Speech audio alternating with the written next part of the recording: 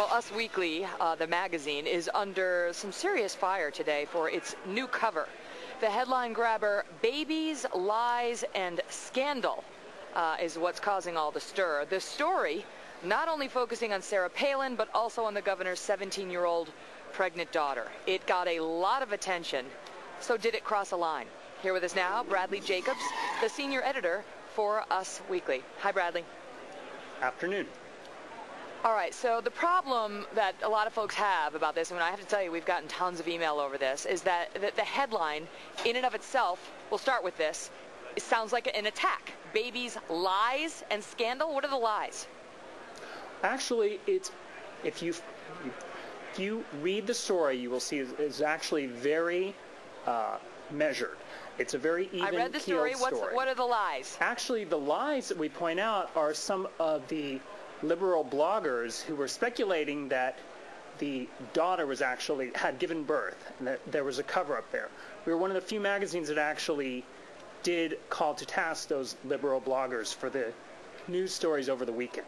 Bradley, do you think the cover in any way suggests to the viewer who's looking at your magazine while standing there in the grocery store that the lies are lies about Sarah Palin by her attackers?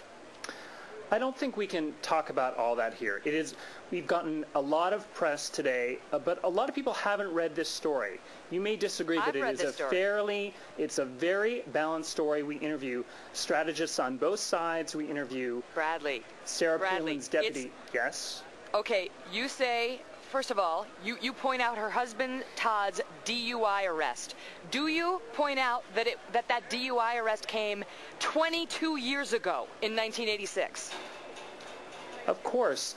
The DUI arrest was everywhere. No, you don't.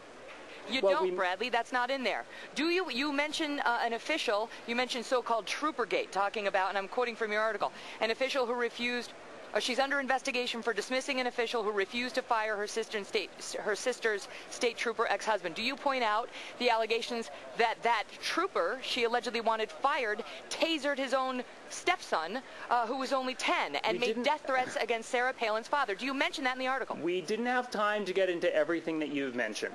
This story was breaking over the weekend. Everyone was talking about it, and Us Magazine has a very distinctive voice, and we cover Do you mention news. The fact, you mentioned her, quote, involvement with the Alaska Independence Party, a group that wants Alaska to secede from the Union. Do you mention the fact that the McCain campaign has denied that, and even Alaska state officials have denied that and said that's a lie?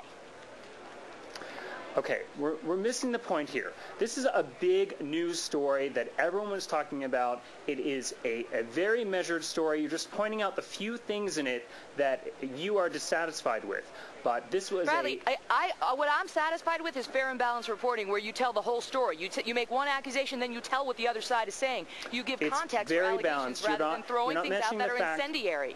You're not mentioning the fact that we talked to friends of the Palin family. We talked to students who go to school with Bristol. We talked to Sarah Palin's deputy mayor. We talked to Republican strategists and Democratic strategists. So because one part of the report is fair in your view, the other unfair reports are accused. I got to leave it at that because we're out of time.